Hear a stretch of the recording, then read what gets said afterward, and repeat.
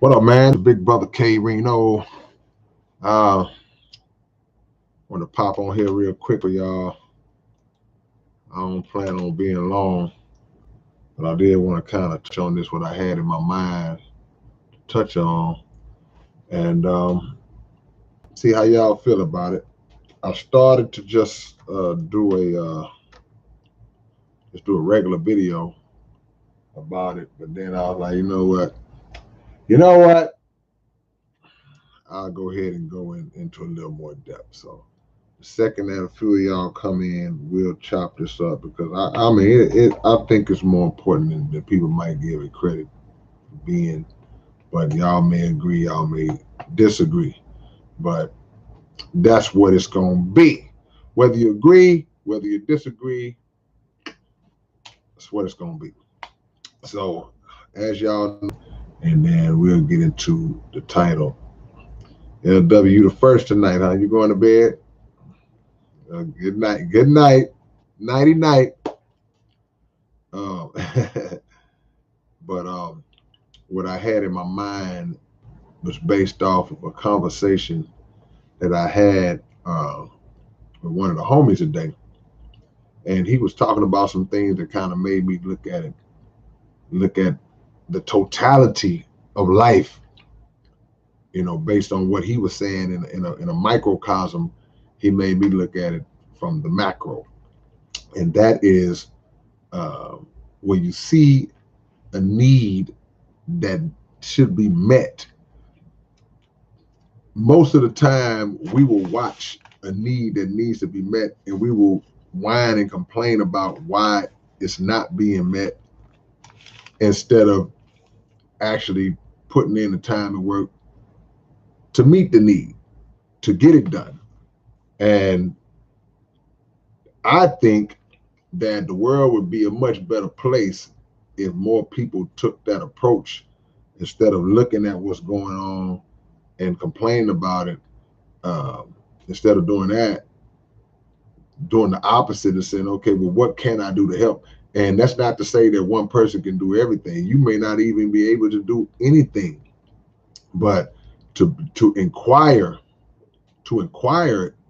about what could you possibly do, that's a start. That's a start. Because the truth is, I just believe that it's always something that you can do. I always believe that it's something that we can do. And even if it's on a small level, I think that we can get something done. And then you may fall into a collective group that may have the answers on how to get the whole thing done. So I'm gonna run down a few examples of that. And like I said again, y'all click the like. I'm not gonna hang long. I got some stuff going on I gotta take care of, but I'm not gonna hang long. But I want to get as much of this in as I can. Um, if you lived in an apartment complex, right? You lived in an apartment complex, and every time you come outside, it's trash on the ground, broken bottles, and all kind of stuff just always outside, man. Cups and stuff blowing in the wind and all that. And it's just not a good look. It's an eyesore on the place where you lay your head, on the property that you call home. It's an eyesore. And every day you or somebody you know is hearing somebody always on, man, there's all this old trash around here, man. When they gonna do something about this trash? When they gonna pick this trash up? We're always saying they. A responsible person or a proactive individual or a group of proactive individuals, they would say, man, you know what, man, we just get together one day and just do a community cleanup where we clean all this stuff up ourselves. Oh man, well that's the city job. That's the maintenance of the apartment's job. That's whoever's job. Okay, yeah, technically that might be true, but if it's not getting done and you live there, if it's not getting done and your children play there, then it would only stand the reason that somebody would say, well, man, yeah, that's true, man, but in the meantime, it's not getting done. So let's get out here, man. Just 4, 5, 6 of us get out here if that many. It could be 5 people get out here, man, and we can just scour this whole neighborhood, and at the very least, just get this trash up, clean it up, and dump this stuff in the dumpster, and it gives our area where we live a better look than what it had. But instead of that, we may come home for weeks and weeks and weeks, just steady mentioning or lamenting the fact that everybody's throwing trash around and no one seems to care. And people say, well, man, the people around here don't even care, man. They live around it. Okay. We can't expect everybody to be in the same mind that we in. You just can't do it. You just can't do it. So you may be the one that has to get out there and do it. And while you're doing it, to go further, you can't even expect other people outside of the people who are in the same mind you in. You can't expect them to want to join in. Man, look, they not even helping. Y'all live here too, and y'all just watching us pick up our. They gonna say, well, that wasn't my idea. You chose to do this. See, everybody doesn't have that self pride, that sense of pride that you may have, that others may have. Some people don't even care, because there are people who don't care what the inside of their house look like, much less the outside. They're like, I could care less about the outside. Come into my place and see the inside, and you'll know why I don't care nothing about the outside. So if you have something in your heart to do that you feel is a void that needs to be filled, you should just do it. Don't do it looking for any credit. Don't do it looking for any accolades. Don't do it trying to get noticed and all, or trying to make nobody join in with you. Whoever's meant to get involved and participate, those people will come at some point. But in the meantime, you, me, everybody else who wants to do it should be doing something because it needs to be done. That's just one example.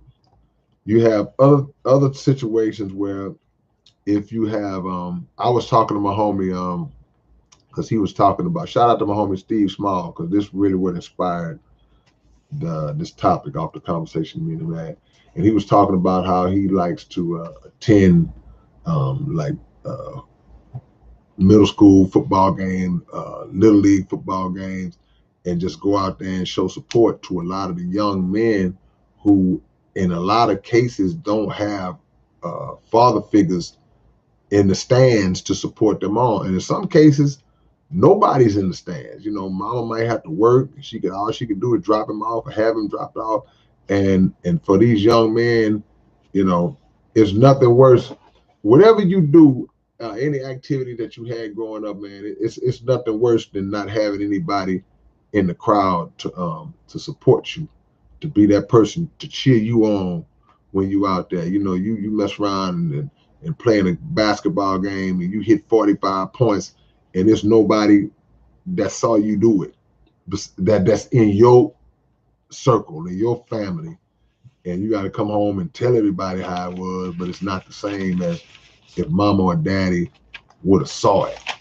You know, so he goes to those games. He does things for the team, like helps with like food, and you know, because in the inner city, man, in the hood, and that's one of the things that I mentioned. See, the resources are not there the same way as they are in the more affluent parts of town. So we look up and we see in our neighborhoods, I can tell you in the black neighborhoods, we'll see young men standing on the corner with their football jerseys on and their uniform on, with their helmets out, walking up the cars at the red light, trying to get donations so they can buy equipment and jerseys. They trying to get sponsorship, you know, and that's the life that they lead, compared to if you're in different neighborhoods where they have the money and the resources. They don't have to worry about all that. They got tables of Gatorade on the sideline. They have tents and all this stuff, like my brother was enlightening me on. But it's no excuse for our young men to not have the same thing, because even if you may not be a person who can just do it all yourself, you can't come and break off $5,000 to cover all the needs of this team, or whatever. But collectively, there's enough of us men, there's enough of us that can do that, that can put some things together and make it easier, make sure that our young boys' jerseys ain't all wore out and dingy, and our helmets are on point, looking pretty. Our equipment is up to par, up to code. Um, those are things that can be done. Providing transportation for those young men who may have parents or a single mother household where they can't always get you there, or you know, these are the things that can be done. But we have to decide that we want to fill that void. We have to decide that we want to get out there and make those things happen. And if we don't do it, then we run the risk of having a lot of our young men fall through the cracks of the system, like a lot of them do. Because through, even with all that, you can have all the equipment, you can look good when you step on the field. It's still a tough situation for a youngster to not be able to, like I say, look in that stand and see daddy out there, see mama out there. When your teammates' mama is out there cheering him on, and yeah, baby, run, baby, yeah. You don't get that. You're not getting it. So somebody got to step in and be that uncle, that OG. Even that father figure at times that's gonna provide that child with the need that they need. And it's about filling the void. See, same with community. There are a lot of things that need to be done in our community. There are a lot of roles that need to be filled.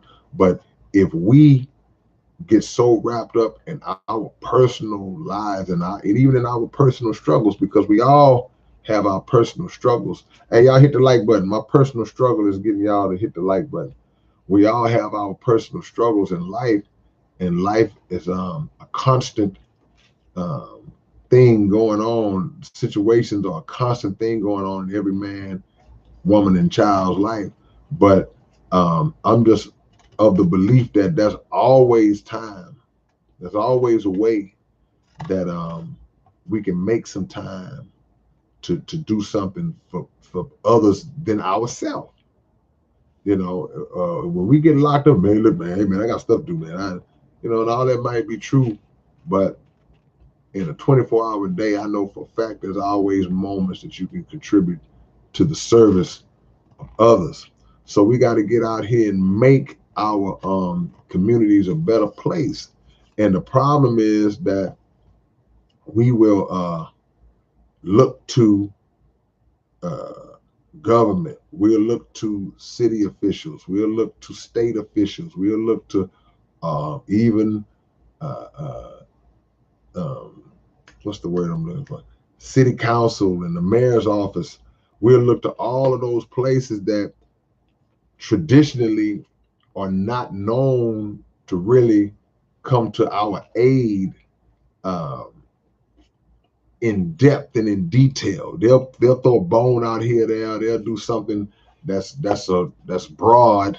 That's okay. This covers everybody, or this is for that or that. But I'm talking about down in the cracks and just in the really, really, really grassroots on those levels. We steady complaining that they not doing it, and I know for a fact, based on us living in the city of Houston. I'm speaking for me and the folks that live out here with me. Us living down in the southern region. Us that are lined up and living in the Gulf of Mexico. We have down here what's called hurricane season. And during hurricane season, when one of those hurricanes happen to hit your area, it's not always going to be the government. It's not always going to be FEMA. It's not always going to be the freaking Red Cross. It's not always. It's like in a lot of the cases, in most cases, those institutions that I just named, man, they just out for self. They don't really care. You know, even in the midst of a storm like that or a natural disaster like that, they somehow benefit financially from those things. Think about that. Those government, FEMA, Red Cross, they always manage to benefit financially from natural disasters. And there's always these complaints or just it gets brought out by the people like, well, man, certain groups of people's needs are not being met fully.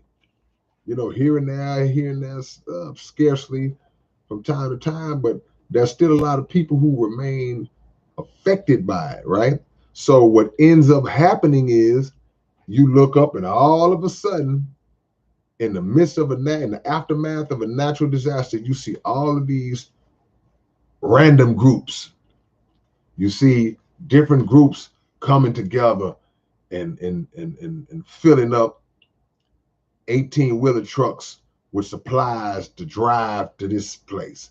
You see churches and mosques and different organizations coming together and getting water and diapers and all just life necessities, hygiene, cleaning products, food, non-perishable items, all these different things. You see just regular groups of people, citizens, doing these things. And it's a great thing.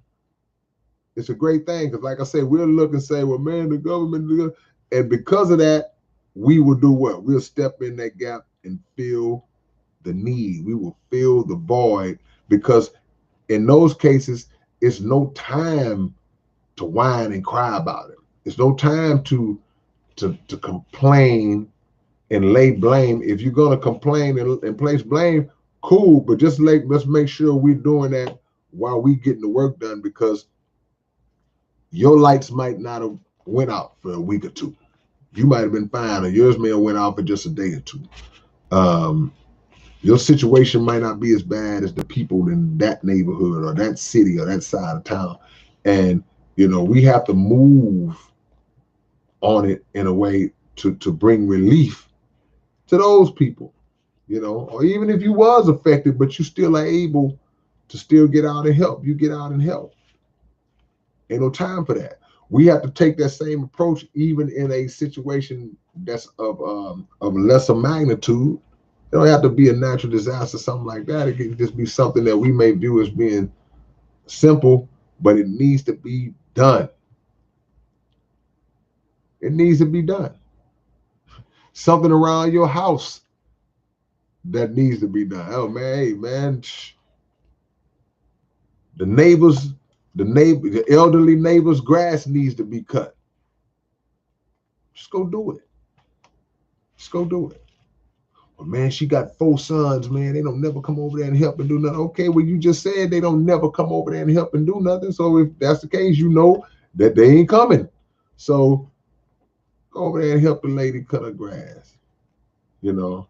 And if this mindset is adopted by the majority of the people, then we will see progress in terms of us getting things done as a whole. We will see progress. That would be progress. It may be gradual. It may not always feel the impact, but there would be progress. Because if you take away all of the complaint hours, all of the days and times that have accumulated with us complaining about stuff, and we translate that into work hours, then you can't help but notice a difference in a transformation in how the world is moving. You know, you're a capable human being. If you are capable, physically capable, mentally capable, then let's put in some work, man. I told y'all we're gonna be with y'all alone, so I'm gonna see what y'all comments are talking about a little earlier than normal.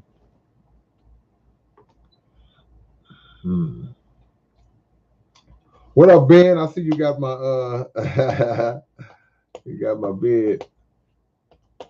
Yeah, grimy MFs are real.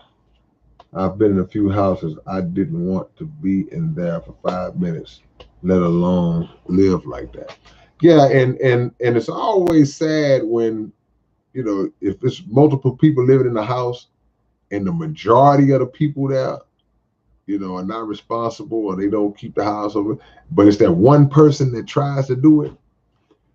That one person that tries to keep the house clean and cleans up and keeps everything right, they are looked at as the villain in the house a lot of the times, because the people, the filthy people who don't want to do, the trifling people in the house, um, they feel exposed by the clean person, because the clean person is always, hey man, this might leave this cup on the table. Come on, man, pick that stuff up, man.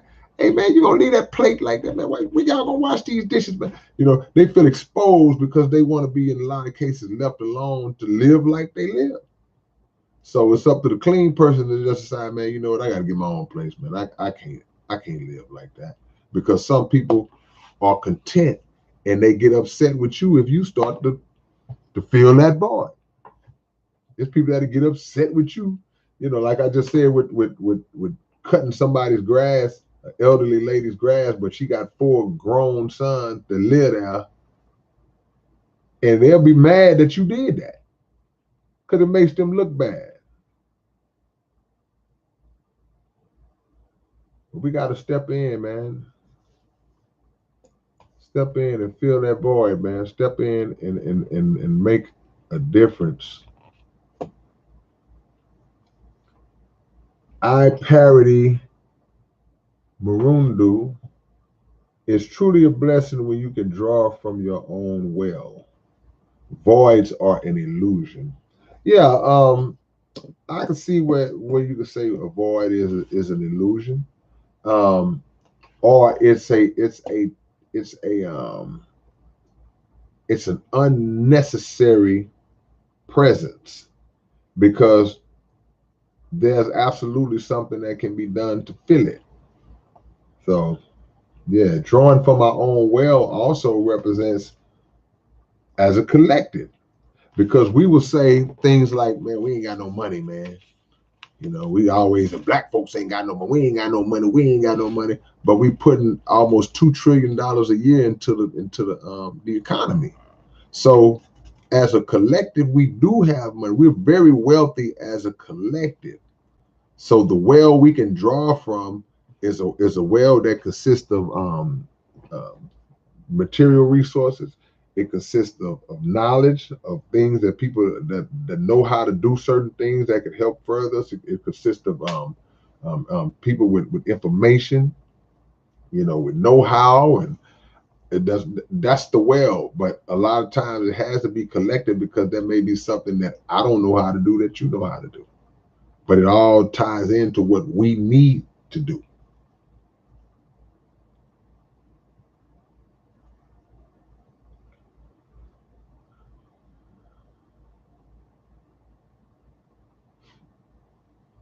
I'm reading y'all's comments, man.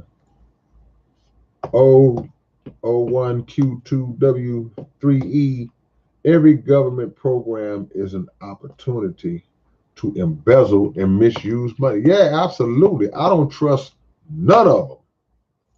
It would be no, man, I wouldn't give. I've been in the grocery store and they ask, hey man, could you would you be willing today to interested to give something to the March of Dimes? Nope.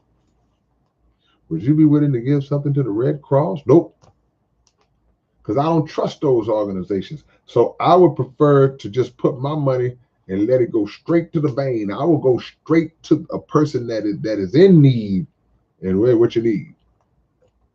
And before I give the Red Cross $1, I'll give an individual family $500, because I know from me to them it's going direct. And that's not a lot of money at all.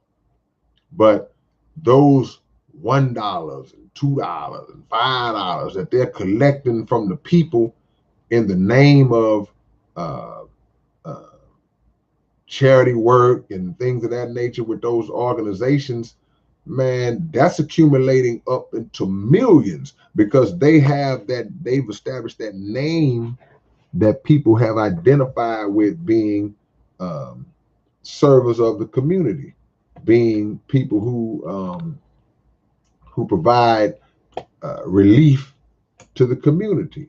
But either that relief is only being uh, given out to certain groups of people in society, or somebody or somebody's a group of somebody's, and all of those organizations are lacing their own pockets.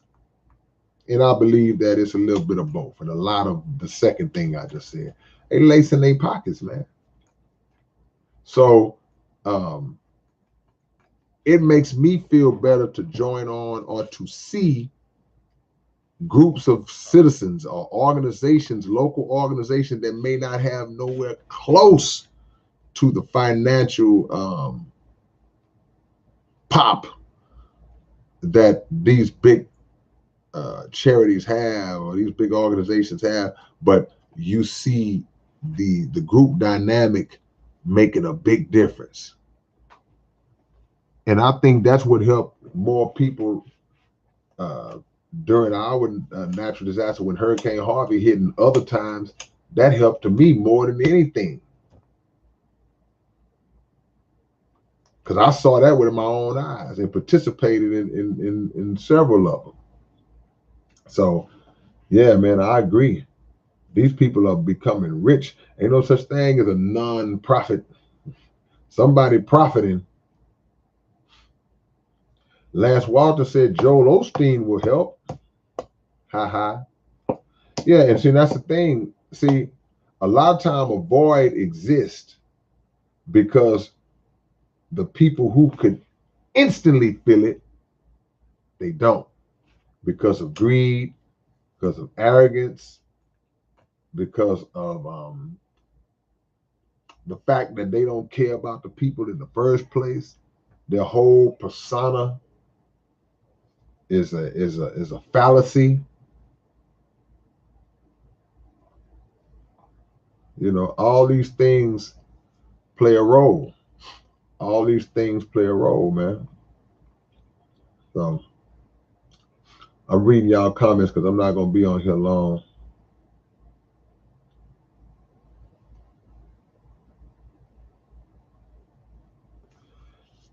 11th hour entertainment. The homie Tragic said that's why killing and locking up the Black Panther movement was detrimental. Yeah, and not just the Black Panthers, because that was just one organization. That and you can go all the way back to Marcus Garvey. When Marcus Garvey had built up such a big following over here in America and had Black people self-sufficient, and they got rid of him. They deported him. They shipped him out. They got him up out of here. You can go to the Honorable Elijah Muhammad and the Nation of Islam. Even though the nation, when the government infiltrated the nation and all the agents and stuff had infiltrated the nation, and the nation fell for a period, but it rose back up. So now the nation is the last organization of those times that's still standing. But the attack was the same thing on the nation. Stokely Carmichael, W.E.B. Du Bois, anybody that ever tried, Martin Luther King, the Civil Rights Movement, anybody that ever tried to give us some backbone, whether it be mental and intestinal fortitude and backbone, or backbone in the form of resources, they were always attacked and torn down. Every organization, and it was totally planned that way.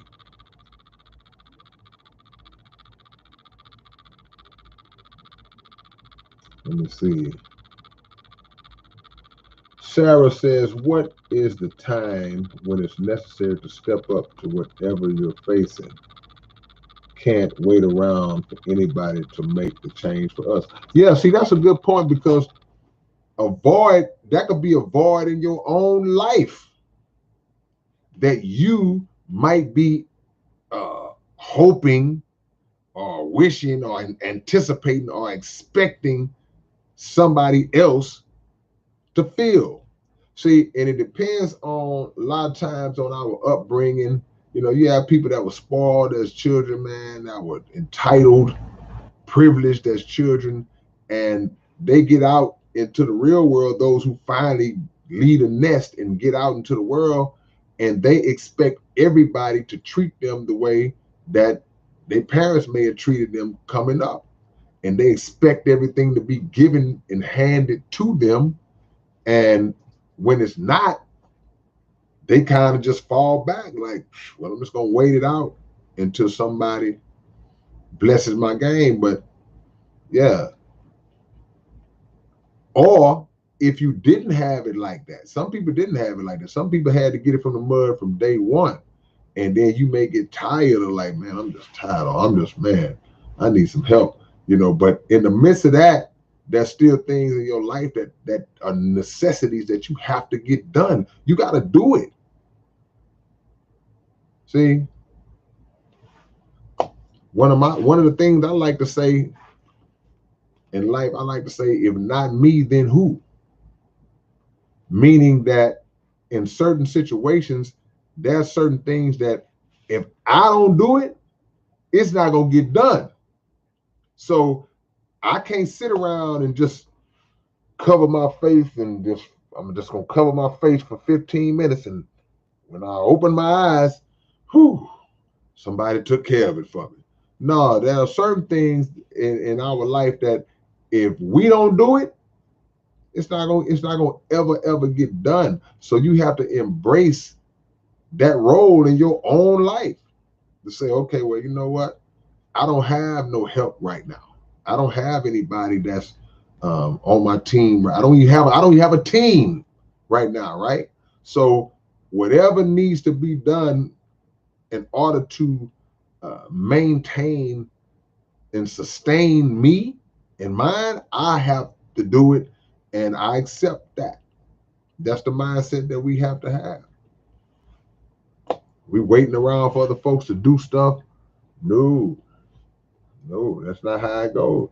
You know, that may have worked when you was 9, may have worked when you was a cute little boy, little girl, but grown people don't take pleasure in supporting other grown people.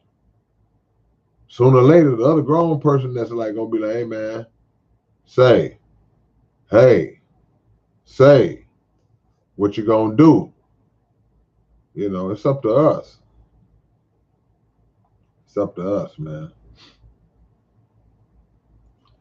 2.0 said, it's sad when the parents aren't able to afford to move away from a poverty zone and the children suffer in high crime areas. It's almost like a rent cycle repeat. A void comes from the struggle. Yeah, because when those types of cycles exist, all of a sudden now the people start to lose hope, because you look at it like, man, this is where my grandmama live, this is where my mama live. Now here I am, I live here. I just dropped the baby. My baby live here. So it's generations of those types of conditions that don't seem to be improving, and nobody has broken that cycle by figuring a way out of it. So now we trapped. We the hamster on the wheel. We in the twilight zone. We can't get out of that pattern, that repeat pattern. And you know, it's tough, but And in some cases, somebody does come along and change the world and change the cycle and make things better. But you have to be a special individual. So the void now, well, one of the voids now in that situation is filling the hole, filling up the gap where hope needs to be, or where hope used to be. Because a lot of times we come into this world, we optimistic, we wide-eyed and feel like we can take on the world, we invincible, until you kind of realize, was like, oh man, this is what it is. Like, man, I can't figure my way out of this. So all that optimism turns into pessimism. All that optimism turns into the loss of hope, and you just stop even believing. You've let the world defeat you. You've let the conditions defeat you. So we got to fill that void, that space, and start injecting hope and belief back into our community and ourselves. And part of it comes with the people seeing examples from the community that have made it out. And when I say made it out, I want y'all to understand something real clear about me. When I say made it out, I don't mean like, whew, I got the hell out of there. Y'all got to figure out how to get y'all stuff.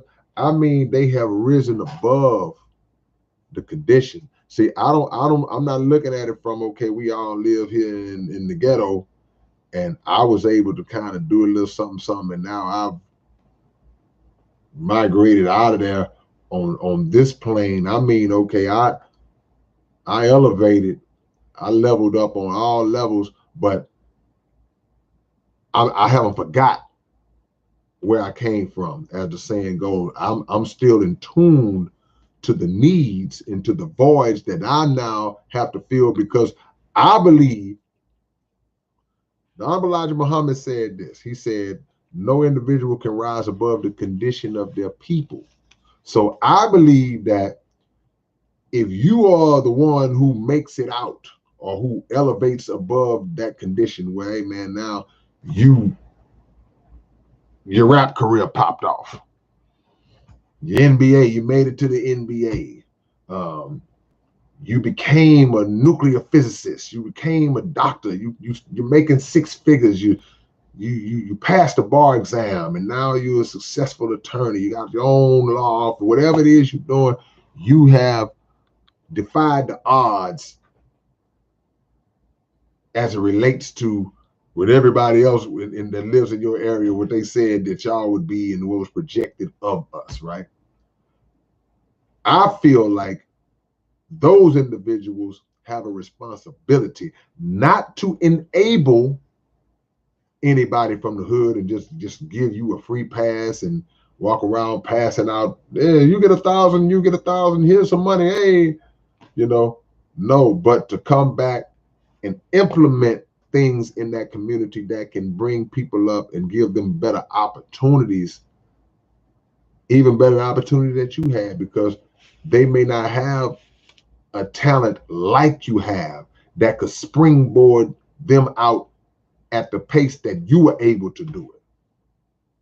By the time you 18, if you good enough, you could actually be in the NBA at 18 years old. If you 18 years old, you still got 2 more years left to be a teenager, but you could literally be playing in the NBA. If you can rap, you might pop off before that. You may save the family at 15. If you on TikTok and YouTube and different Instagram and you pop off and get a following and now you monetizing and make, man, people saving the family at 15 years old or making enough or generating enough revenue to do so. But the mind got to line up with the money, because if the money and the maturity and the literacy, the financial literacy is not aligned, then the money ain't gonna last long. But if you're not one of those type of people where you can just pop off in those fields like that, you may have to take the longer road. See, it don't happen like that for everybody. But however you get there, whenever you get there, you got a responsibility. You can't say I got mine, get yours. There's a lot of people that will think like that, and will argue you down. Well, hey man, I had to work hard. Yeah, you did. We appreciate that. But you can't rise no higher than the condition of your people. You can't do it because the world will bring you down. We see the world bring black men down all the time. I mean, we see it happen all the time. It's like at any moment, don't matter if you got 100 million, 200 million, a billion, at any moment, if you poke the wrong bear, they laugh at your billion. They allowed you to get your billion. They allowed you to get your 400 million. They let you get that. So they laugh at it because the elites among them, they got 90 billion. They got over 100 billion. Look up people who, how much money do Elon Musk got? I'm not asking that hypothetical. I want to know. Somebody put it up. What is Elon Musk's net worth? What is Jeff Bezos worth? What is Bill Gates worth? Put it up. I want to know. Put it up.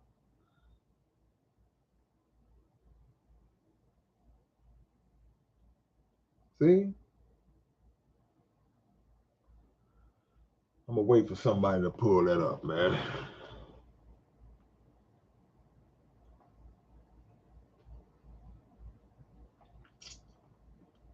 Hold on, I lost my spot. Piranha, much love to you, Piranha. That's a new name. I appreciate you coming in. Hope you subscribe to the channel. Hope you become a regular. Hope you tune in every day to my videos. Piranha says, I've never paid anyone for YouTube or music. I just found out you were the voice behind the Illuminati song. You talking about the Grand Deception song? I got tired of garbage, and your music is all I can listen to now. All I can give is 10. Hey, man, appreciate you, man. If you were able to give nothing, I still appreciate you. Thank you so much, man. Hope you become a regular. You're welcome. You're welcome.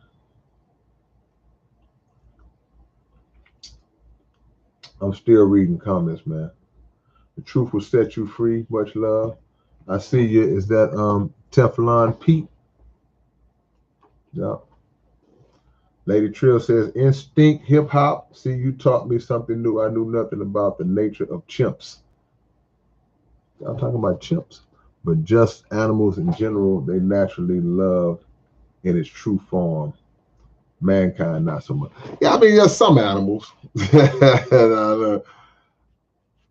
I was watching a nature show on YouTube night before that other night, and I watched a pack of lions eat a wildebeest while he was alive. That's not natural compassion. Animals are beasts, and many of those animals are truly savage beasts, you know. And normally the lion goes for the neck and kills the prey first, then they start to eat. But I don't know if these lions hadn't eaten a while, but they was eating this wildebeest alive.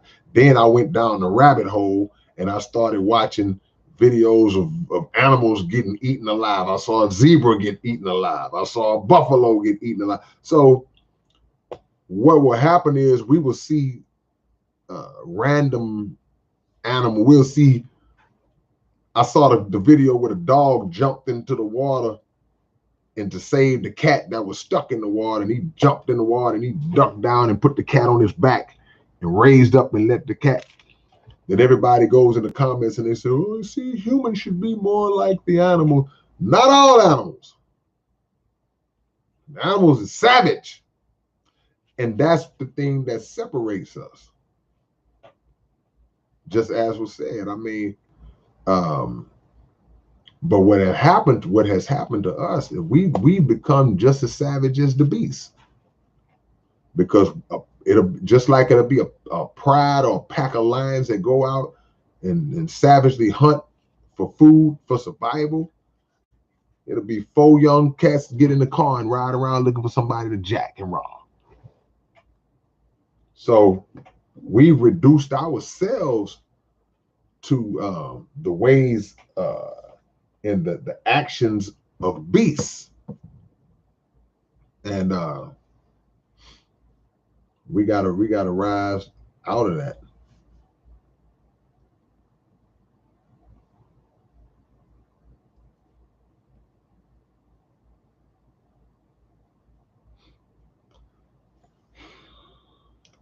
There are a few people are asking me some off-topic questions, y'all. I'm gonna just for the new people, y'all. One thing, when I got a topic, I like to stay on the topic. If you catch me on an open topic, then you could ask me anything. But on a night like this, where we got a specific thing that we're talking about, then we'd like to stay on that. Maybe at the end, because I don't plan on being on here that long. Maybe at the end, I may address some of the questions that I'm seeing.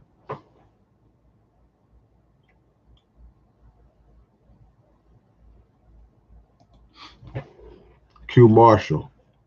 The topic is us as people learning to just address a need and fulfill a need without complaining about it. Man, these folks ain't doing nothing for us. Do something for yourself. Things like that. Phantom Face finalists in the building, man. My brother. Instinct says what you're talking about is even worse in South Africa. The poverty and crime is crazy in many areas. Drugs, prison, and homelessness. Kids getting on drugs and meth, young. Man, that sounds like America. It just lets you know it's a universal problem. It just lets you know that, unfortunately, there's a lot of negative common ground that we share on an international level. Everybody going through the same types of things. Universal mother of all.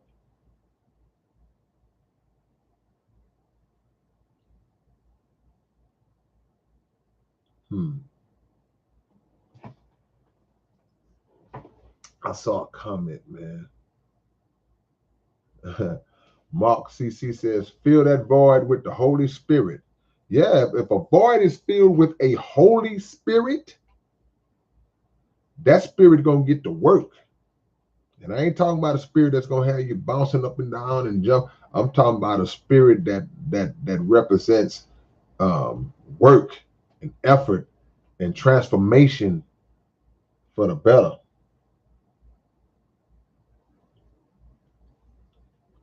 Instinct says, yeah, even Farrakhan was a supporter of Reagan's anti-welfare policy. Interesting.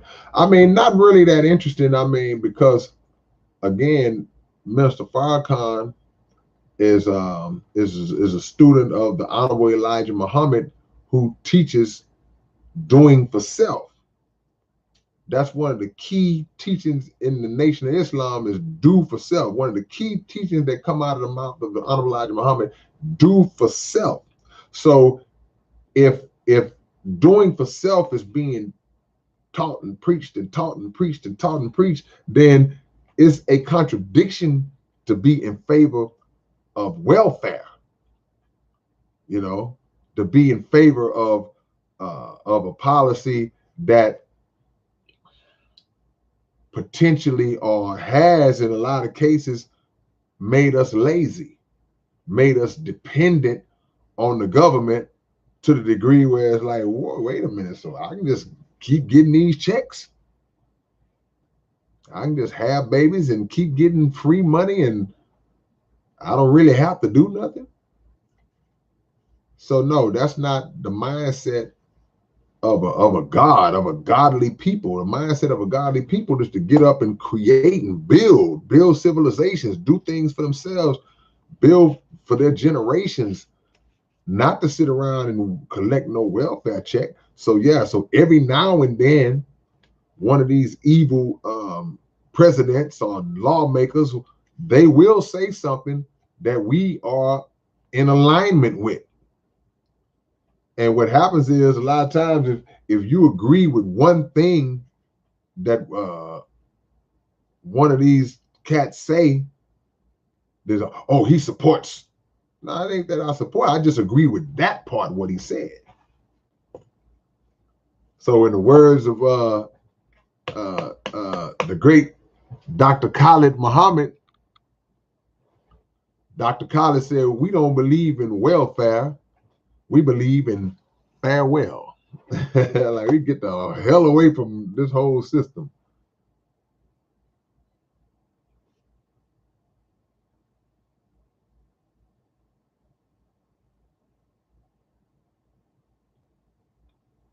Yeah.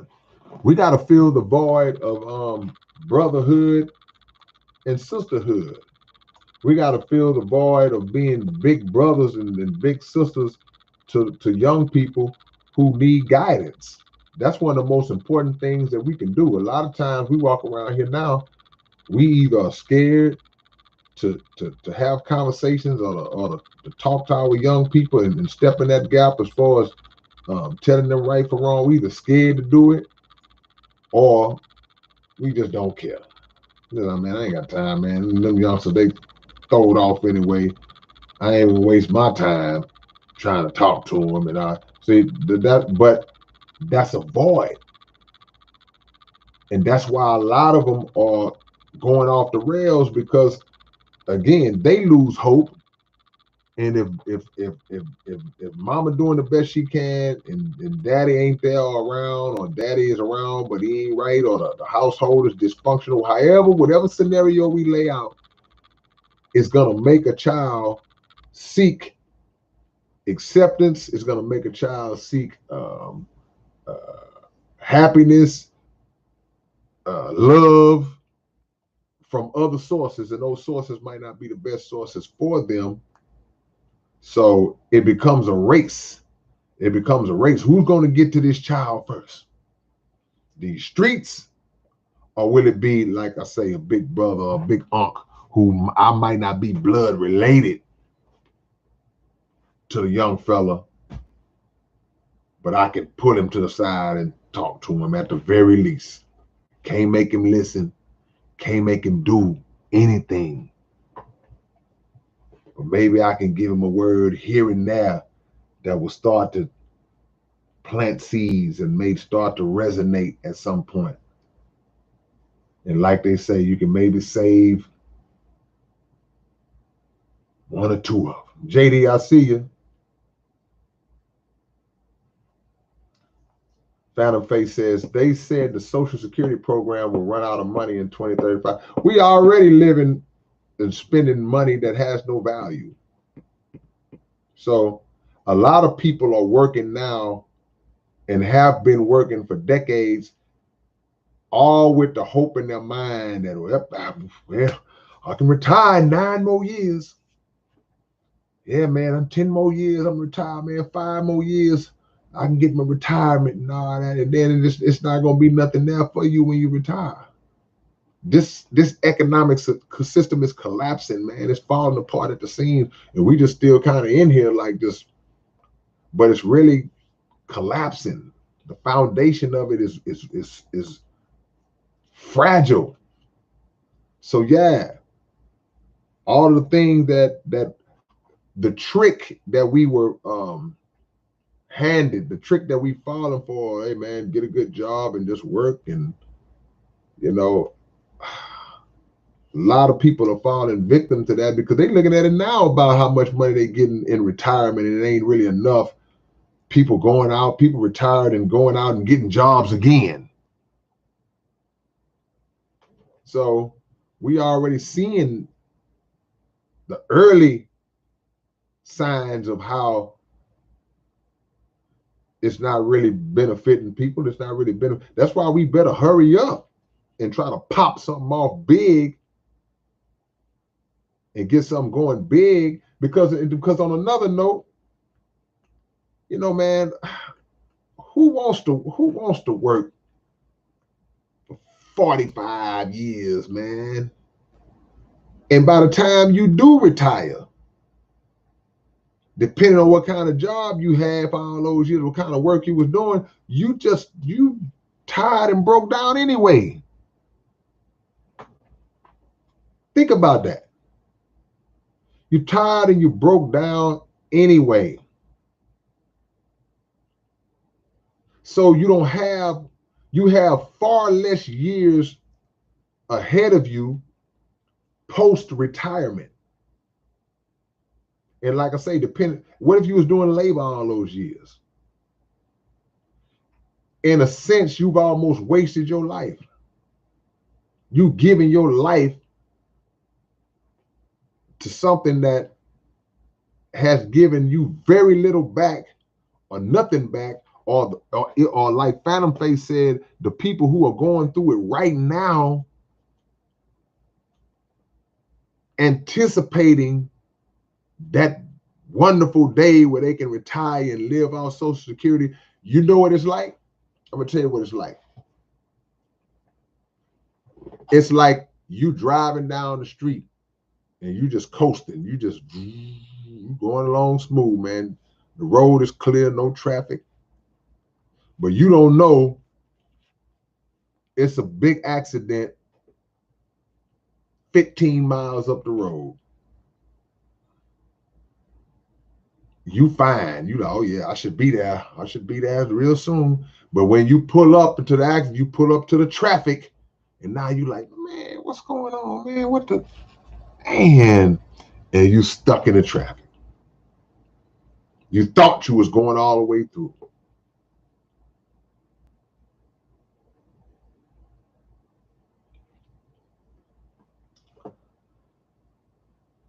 Not to mention the cost of living keeps going up and the value of the dollar keeps dropping with inflation. Yeah, man, bro, my book. This book right here, Fall of America, talk about all that. But he talked about it like 50 some years ago. And everything that's spoken about in this book is like it's happening right now.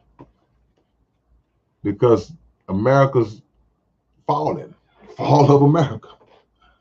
It's falling. And what is America's biggest drug? Money.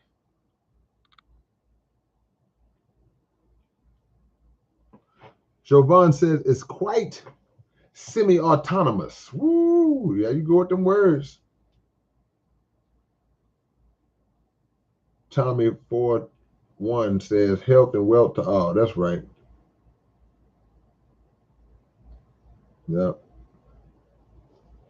Derek Smith says not collapsing, just sticking to the script that they call our life and the corporation we call America. So that creates another void. Hey, everybody in here who haven't click the like button right now. I know sometimes y'all forget. If you haven't clicked the like button, go on and handle that for your big brother right now if you haven't done it. I ain't saying we'll get to 100 tonight. I ain't gonna even push that.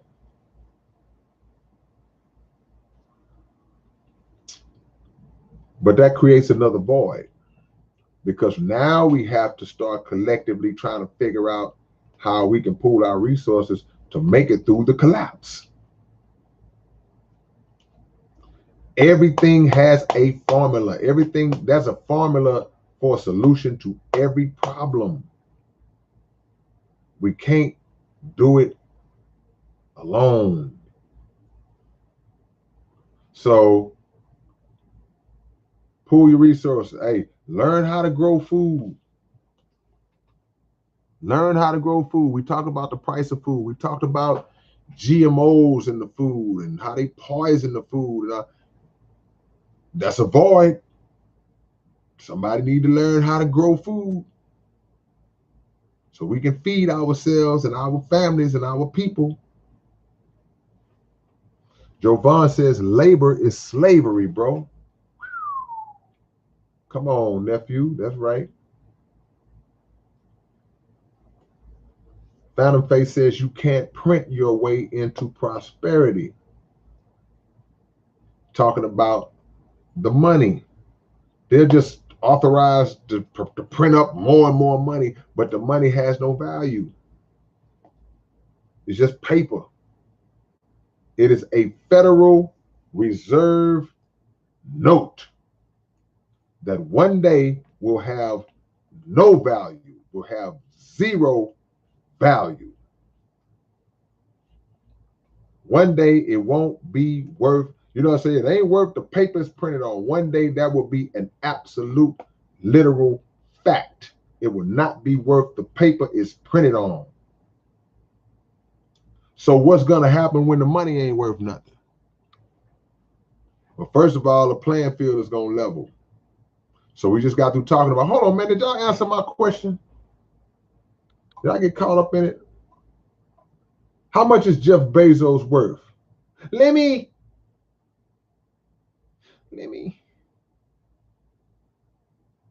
How much is Jeff Bezos worth? I need Jeff Bezos, Bill Gates, and my guy, Elon Musk. Did y'all pull that up? If y'all didn't, give it to me again. If y'all did already, do it for me again. Oh, hold on. Never mind. I see Connie. Connie says Elon is worth 178 billion with a B. Elon is 178. I ain't gotta say billion. I'm just gonna say the number. We know it. We know it's billion. So Elon is sitting on 178. Bill Gates is sitting on 130. I forgot about Warren Buffett. Warren Buffett 137. And Bezos, Jeff Bezos, 202. Okay, now walk with me, y'all. Ride with me on this. I just got through saying how we have, I ain't gonna say we have, but there are several black billionaires. Got a handful of them. We may have, you got Michael Jordan, I think LeBron James, Oprah. Help me out, y'all. Is Rihanna worth $1 billion now? I said Jordan, LeBron James, Oprah, Rihanna. What's my man name? Bob Johnson. Is Bob Johnson still a billionaire? That's 5. I'm can't remember somebody. That's slipping my mind. I don't think Kanye is a billionaire no more. They knocked him down. Was Diddy a billionaire? The point I'm making, or the point I was making early on when I was first asking about the other guys, everybody that I named, from the Oprahs to the Jordans and all that, this is what I want y'all to do now. We just saw Elon 178, Bill Gates 130, Warren Buffett 137, Jeff Bezos 202. Now give me 5 black billionaires. List the black billionaires' net worth.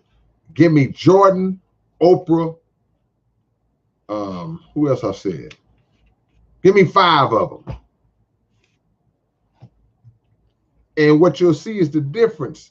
They laugh at your billions because it's crumb. Think about it. You're worth $2 billion. In any person's eyes, you say, well, man, that's amazing. Man, that's strong. Oh, yeah, he's yeah, absolutely, he's wealthy. But even if you Michael Jordan, even if you Oprah Winfrey, you would never see 178. You'll never see. They laugh at your little bit because they gave you that. They let a few of us slip through the cracks. But the ones that they let slip through the cracks, they let them through, knowing and understanding, or under the understanding that, hey, well, hey, you good as long as you don't get out of line. And we can tear you down whenever we get ready. It don't matter what your little 1.8 billion, 2 point whatever billion it is, we let you get.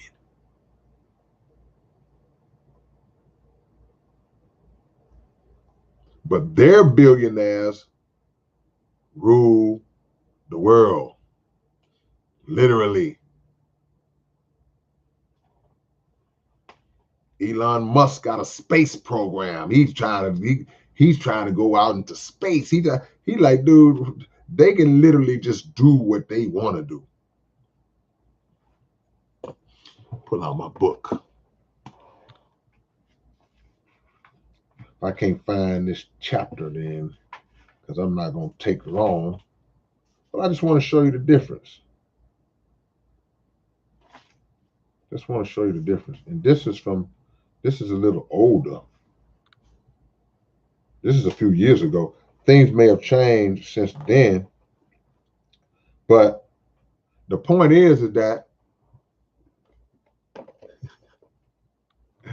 did y'all give it? Okay, let me see. Somebody said Diddy worth 700 million. Dr. Dre is a billionaire. Jay-Z is a billionaire, right?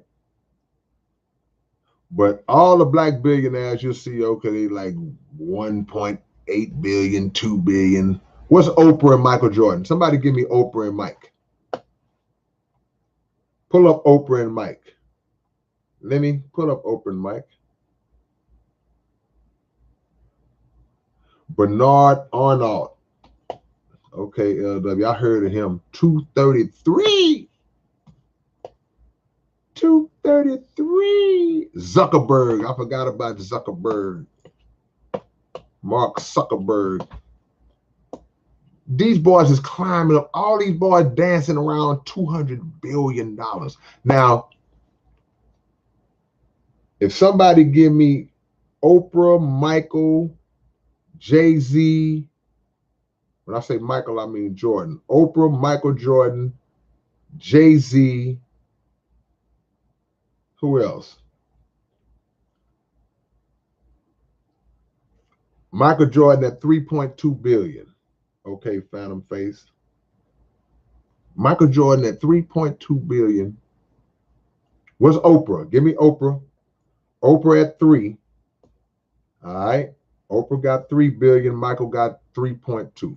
Where Jay-Z? How much money Jay-Z got? What's his net worth, rather?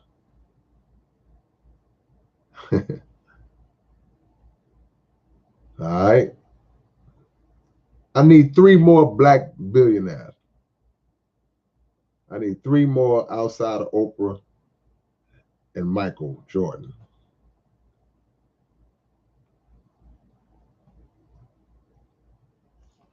Okay, well, Jay-Z at 2.5. Okay.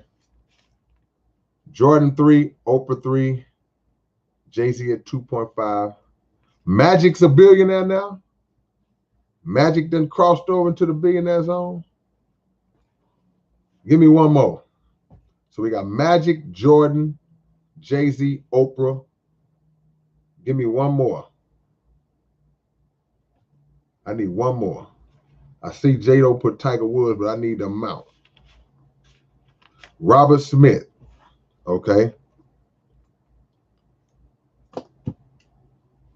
Rihanna, 1.3. Now, Rihanna, 1.3. Robert Smith at 9. So that's about 10.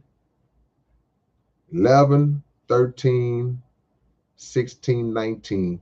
1, 2, 3, 4, 5, 6. 6 billionaires, 6 black billionaires that we just named. Their total combined is about 20 billion. That's combined. But we just saw those guys that are at 200 billion, 197. It's laughable, man. We can't rise above the condition of our own people. So no matters what you got, it's microscopic in comparison. You can combine every black billionaire, they wouldn't equal up to one of the top billionaires of Zuckerberg and Bezos and Warren Buffett and all that, because you're not in that circle. You sitting at the baby table. You still sitting at the child's table when it comes to the money.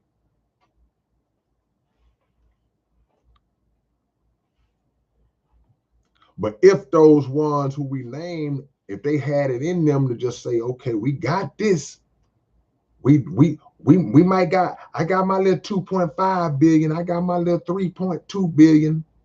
It's still a lot I can do to fill those voids in our community and for the world, if they so choose, right? But the problem is, in order to get what they got, they are only allowed to do so much. And there's certain things that they are not allowed to do. And there are certain people that they are not allowed to align themselves up with. Better not see you with Farrakhan and we done gave you 3 billion. Better not see you talking about doing this and doing that and we done gave you 3 billion. Better not see you talking about building a school that teaches true history of everything. Bet not see it. I got a song called Bet Not Say It. I might need to make a song called Bet Not See It. See? Because they allow those people. That's just the reality.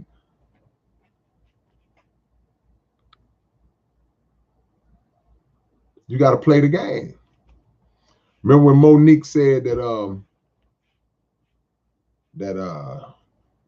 Lee Daniels and all them, they told her that Monique don't want to play the game. Yeah, well, shout out to Monique, because she not supposed to play the game if the game ain't the right kind of game to play. If the game requires bending over and selling your soul, then you don't want to play that game. That game is short-lived, man. This ain't our world. Stay world. But with all the billions and hundreds and billions, see, now we talked about combining the black billionaires' money, and the ones we've named 6 of them, and it came out to be close to 20 billion, right? If we combined the elite billions that they have, it would be close to $1 trillion.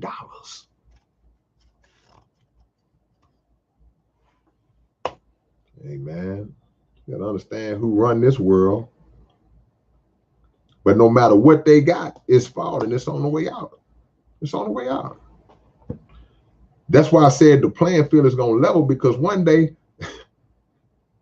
regardless of what that number is that Elon got and that Warren Buffett got, it's not going to even matter, because it's not going to be worth nothing.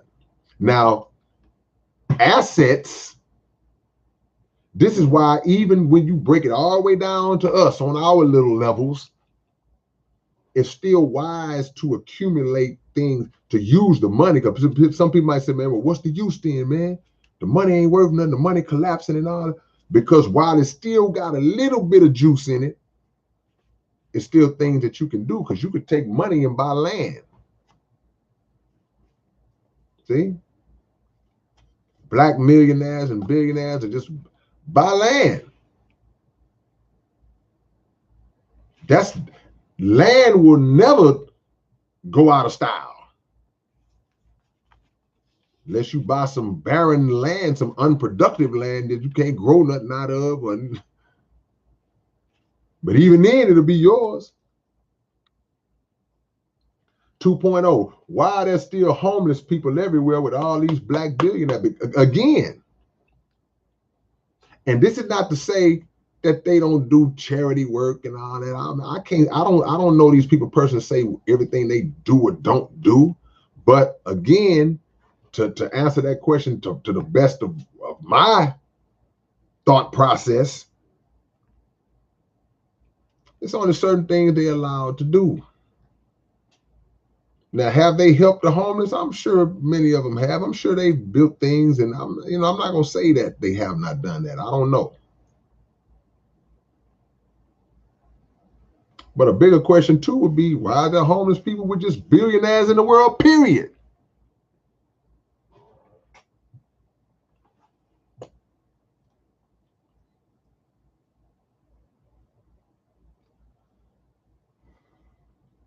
Okay, y'all. LW, don't be putting my net worth on the internet. Don't be putting my net worth. Don't be telling people my net worth. If I was worth 18 million, they would really hate me. They would really hate me, man. But the point is, man, you don't have to be a millionaire or billionaire to help fulfill needs that we have among ourselves in the community and as people, man. There's a lot of things that we can do collectively. You might can't do everything. One person can't do everything, but everybody can do something.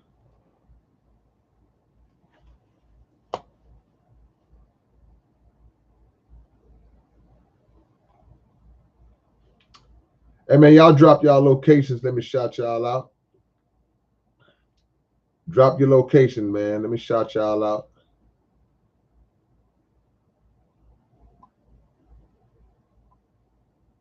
Just letting y'all know, man, that don't get enamored and caught up in these names and these, oh, wow, he's got a billion. He's got $1 billion. He's worth $1 billion. That's cool. But she ain't stomping with the big dogs. Drop y'all locations, man. I see that Connie is in San Diego, California. Diazo in the Netherlands. JD, Lake Como, Funky Town, Texas in the building. Phantom Face say money don't make you real. Even talking real doesn't necessarily make you real. Yeah, talking real definitely don't make it. There's a lot of people that can make it sound good. That's why somebody a long time ago said actions speak louder than words. Con men get over because they got the gift of gab. They got good conversation, so they can make anything sound good. They can sell shoes to a man that ain't got no feet and make him feel like, man, I really need these shoes. Instinct is in Cape Town, South Africa. Schizo Productions, Hellsburn Galaxy, man. Teflon Pete is in Finland. What part of Finland you at, man? I miss Finland. What part of Finland you at, Teflon Pete? Lamar Murray, Gastonia, North Carolina. Vanessa, how you say your last name? Vanessa Schnur, H-Town, Texas. Phantom Face Final out there in the 614, Columbus, Ohio. Always showing love.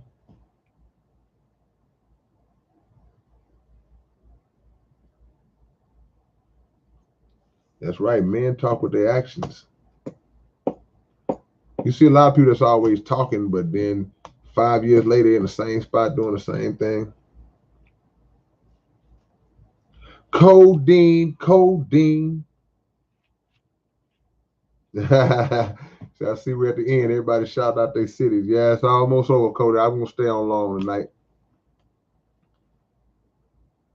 Big Ock is in the building. Keyshawn Petgrave checking in from Oshawa. What's that? Oshawa, Ontario. That's in Canada, y'all. Is that Oshawa? Am I pronouncing it right? One of them pronunciations is going to be right. Okay, all right, Vanessa. How I got it right. Trill Thomas, Acres Home. We got H-Town representing Acres Home, the 4-4. Trill Thomas, I see you, Trill. Much love to you.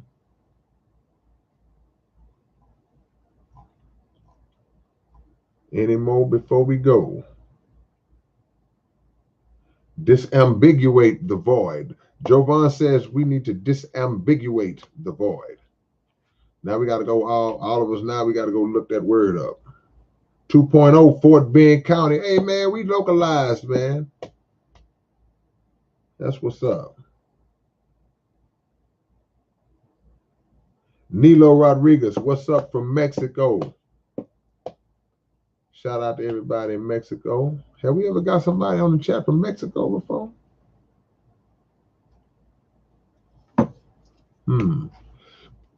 Y'all be looking for the next episode of the Underground Dialogue podcast. The next episode will feature the legend Young Bleed from No Limit. We will have Young Bleed on the show, man. So y'all be looking for that episode. And the Legends 34. Man, as soon as I said that, man, I see DJ Rick. As soon as I said it, I looked down, I saw Legends 34 Sports Podcast. Y'all subscribe to the channel. Doug, is a new episode up? Timmy Hendricks, 7th Ward, New Orleans. Yeah. 7th Ward, New Orleans is in the building. That's right, Young Bleed, man. He made the Balls in My Word album. Classic. That man got some great stories to tell. Okay, the episode, the new episode of our sports podcast, Legends 34, will be up tonight. We got 2 big game 7s tomorrow, but I ain't gonna go into all that right now. If y'all haven't hit the like button, hit it for your big brother. Can we get to 100? Is it possible? Let's see let's see how close we can get. We ain't gonna try to push it. Already, what's up, my brother? I see you. I see my brother already.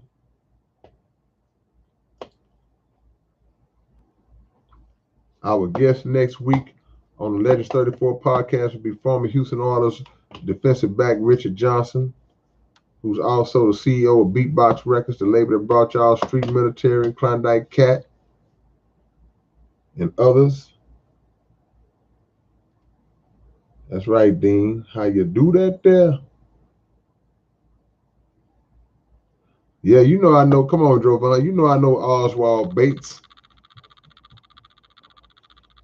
Y'all got to go watch that Living Color skit with Oswald Bates using all those big words out of context.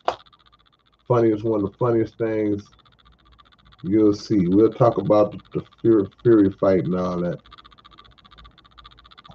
Appreciate the love, Vanessa. Said Grand Deception is one of my favorites. Appreciate that. Lemmy? Where are you, Lemmy?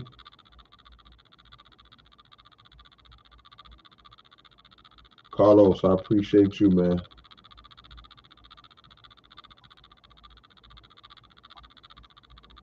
I ran into Drew 5'2" tonight, Doug. He said he knew you, man.